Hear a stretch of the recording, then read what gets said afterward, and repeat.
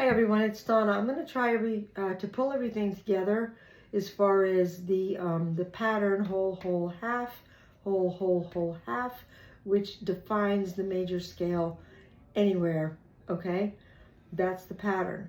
The notes may shift to sharps and sometimes flats, which we talked about. Depending on the note you start with, which will be the scale that you're playing.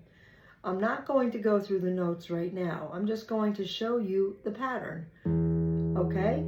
The pattern is the whole is 2 frets, half is 1 fret. So I'm starting with the 6th string, which is E. Remember, E, A, D, G, B, E. All right, that's 6, 5, 4, 3, 2, 1. All right, so E, there's a whole step, there's a whole step, half step, whole step, whole step, whole step, half step.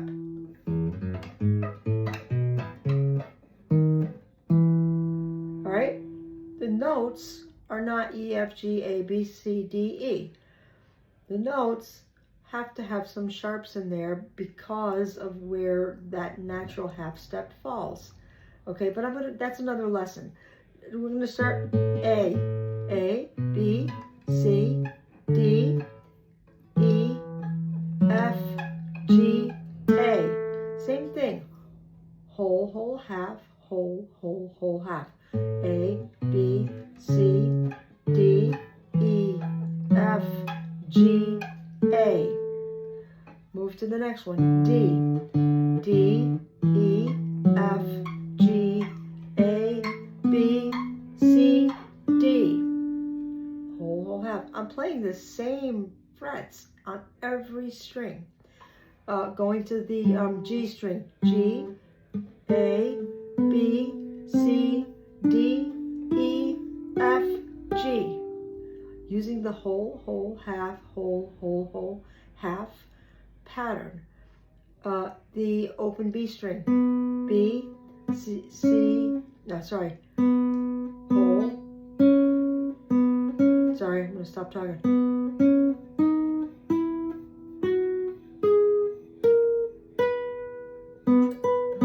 There's the octave, okay? Notice I went 2 frets, 2 frets, 1 fret, 2 frets, 2 frets, 2 frets, 1 fret.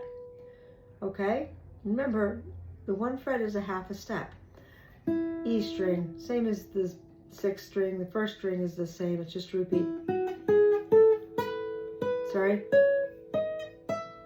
Okay, so in the next lesson, I'm going to explain to you what the notes are called. Some of them are sharps, okay? But you can learn where your notes are by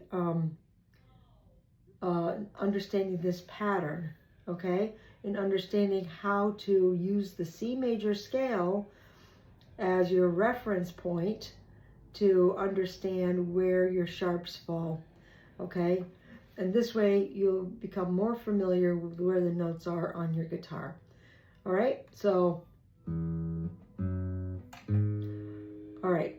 So, yeah, stop talking, Donna. I don't want to confuse you. Let's just leave it right there. So practice that little pattern. Just practice that whole, whole, half, whole, whole, whole, half. Don't worry about what the notes are called, but know what you're starting with. E.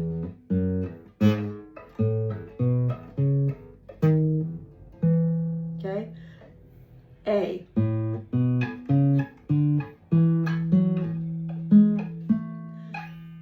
D.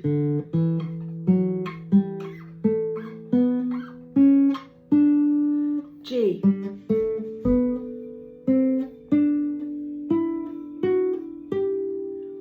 B.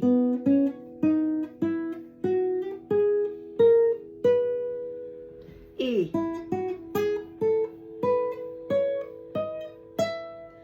We'll talk about what the notes are called in another lesson, okay? And I forget the lesson number I'm on right now, but, and then I'll end the whole Absolute Beginner series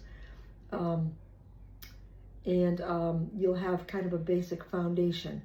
But don't forget to mix in the fun with your G chord, C chord, and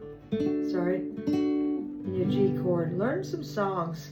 All this other stuff is minutia, but it's really important because it's going to open up doors to you later. And if you understand that now, you're going to understand so much more about playing your guitar later on.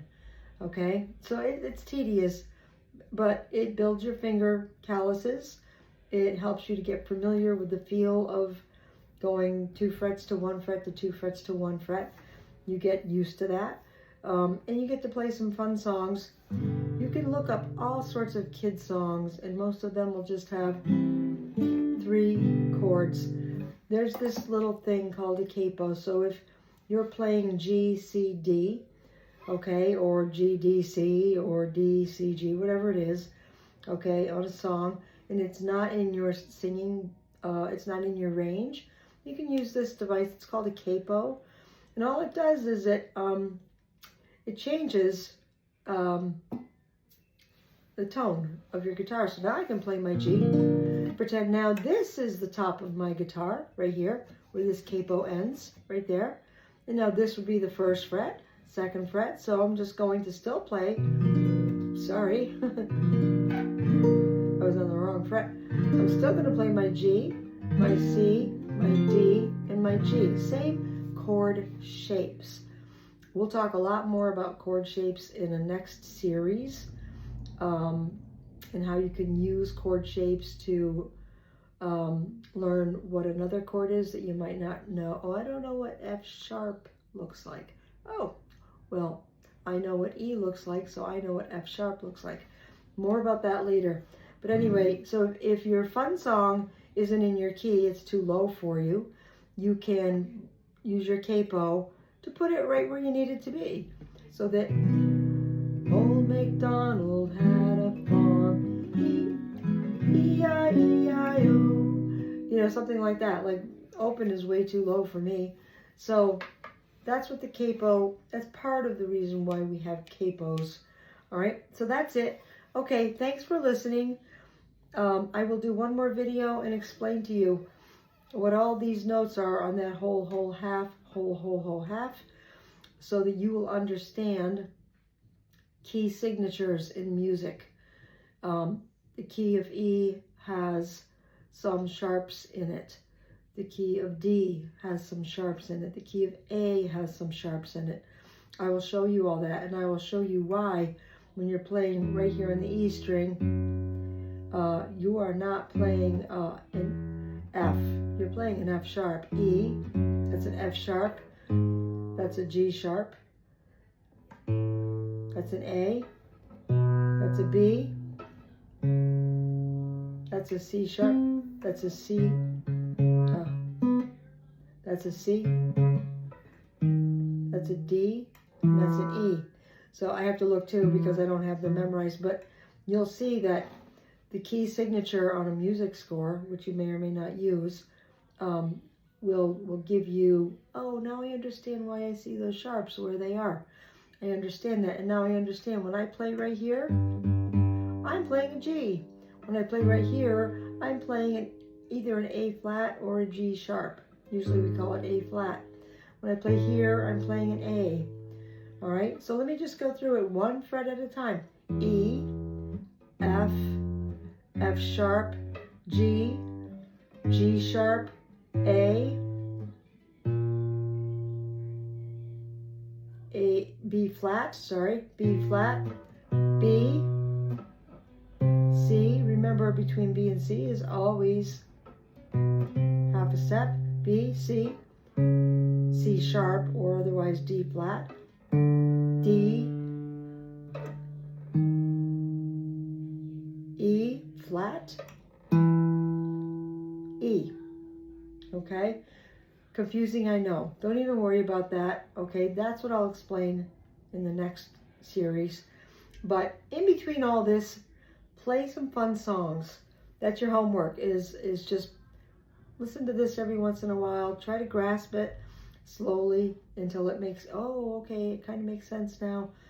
But meanwhile, in the meantime, play those fun songs with your G, C, and D chord patterns, okay? And now that you know how to read chord charts, you might see maybe some, oh, that chord looks easy enough to play. I think I can do that, like an E minor. All right, so if you play,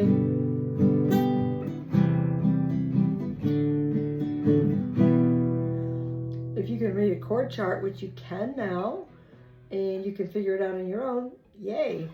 So have fun with that. All right, signing off for now. One more lesson after this, and then we'll end this series, and then we'll go on to something with chords and chord shapes, and how you can learn all sorts of different songs. Yeah, know, oh, that chord must look like this because I know what another chord looks like, so I know that if that chord looks like that, this chord must look like that. Very, very simple, but you just need to understand about chord shapes. All right, so that's it. I can't end this. All right, bye-bye.